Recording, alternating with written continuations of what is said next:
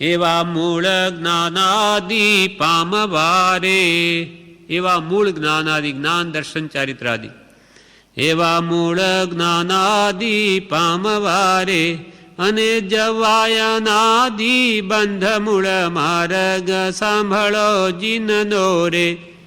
જવા અનાદિ બંધ, અનાદિકાળનો આ જીવ કર્મ બંધ કરતો આવ્યો છે, એ સર્વથા કર્મબંધનો નાશ કરવો હોય અને મૂળ જ્ઞાન દર્શનાદિ આત્માના ગુણને પામવા હોય તો ઉપદેશ સદગુરુનો પામવો રે. ટાળી સ્વચ્છંદ ને પ્રતિબંધ મૂળ માર્ગ સાંભળો જીનનો રે. તો એણે સદગુરુનો ઉપદેશ પામવો, તે પણ પોતાનો સ્વચ્છંદ મૂકી, ડાપણ મૂકીને જ્ઞાનીની આજ્ઞામાં વર્તવું. અને પ્રતિબંધ એટલે જે કલ્યાણ કરવામાં આડા આવે, કુટુંબ કે ધનાદિ પ્રત્યેનો રાગ, મોહ, સંસાર પ્રત્યેનો, એ બધો ટાળવો પડે, નહીં તો ઉપયોગ બધો આપણો એમ જ જતો રહે સમય. એવા મૂળ જ્ઞાનાદિ પામવા એટલે આ મૂળ જ્ઞાન દર્શન ચારિત્રરૂપ મોક્ષ માર્ગ પામવા પ્રથમ સ્વચ્છંદને પ્રતિબંધને મૂકી સદગુરુનો ઉપદેશ ધારણ કરવો જોઈએ. યોગ્યતા હોય તો ઉપદેશ પરિણમે. સ્વચ્છંદ ટાળી પ્રતિબદ્ધ થા, કલ્યાણના કારણમાં વિઘ્ન કરે તે બધા પ્રતિબંધ છે. તે 4 પ્રકારે છે: દ્રવ્ય, ક્ષેત્ર અને કાળ. દ્રવ્ય, ક્ષેત્ર, કાળ અને ભાવપણે જીવને બંધનરૂપ થાય. જેમ કે કોઈ પદાર્થ પર આપણને મોહ હોય, તે ઘડી ઘડી સાંભળ્યા કરે તો કલ્યાણમાં આડું આવે, એ દ્રવ્ય પ્રતિબંધ. કોઈ ક્ષેત્ર પર રાગ હોય કે હું ત્યાં રહું ને તો જ મારે તો સારું.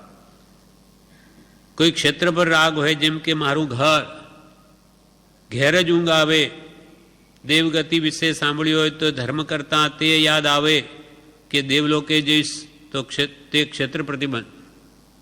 કોઈ ક્ષેત્રનો પ્રતિબંધ નહીં જોઈએ, કોઈ વસ્તુનો નહીં જોઈએ, અને કાળનો બી ન જોઈએ.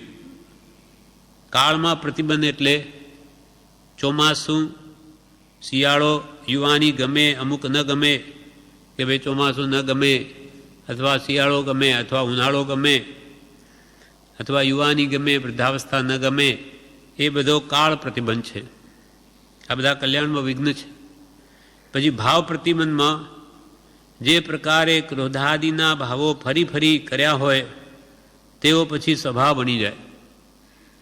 ક્રોધ બહુ કરીને એવો સ્વભાવ બની ગયો કે જ્યારે ત્યારે એને ક્રોધ આવી જાય ભાવમાં. આ બધા પ્રતિબંધ છે. સ્વચ્છંદ છે તેથી પ્રતિબંધ થાય છે.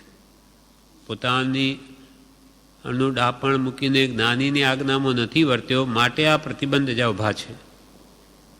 બાકી જ્ઞાની તો બધું છોડવાનું કે એ કેમ કરે તો આ પ્રતિબંધ હોય નહીં. પોતાનો સ્વચ્છંદ મૂકે અને જ્ઞાનીની આજ્ઞાએ વર્તે તો પ્રતિબંધથી મુકાય.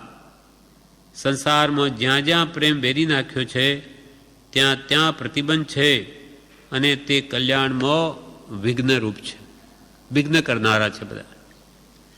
એટલે અહીંયા કહ્યું, એવા મૂળ જ્ઞાનાદિને તમારે પામવા હોય અને જવા અનાદિ કર્મોના બંધને તોડવા હોય તો સદગુરુ ઉપદેશ સદગુરુનો પામવો રે.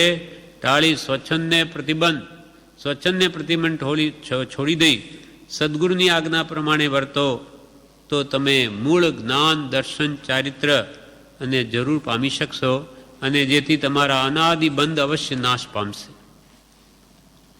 આ જ્ઞાન દર્શન ચારિત્રરૂપ મોક્ષ માર્ગ વર્ણવ્યો, તેણે સ્વચ્છંદને પ્રતિબંધ મૂકીને સદગુરુના ઉપદેશને ધારણ કરે, તેથી અનાદિકાલના બંધન તૂટે ને આત્મા મુક્ત થાય, અથવા મોક્ષનું કારણ જે સમ્યક દર્શન કે આત્મદર્શન છે તેને પ્રાપ્ત કરે.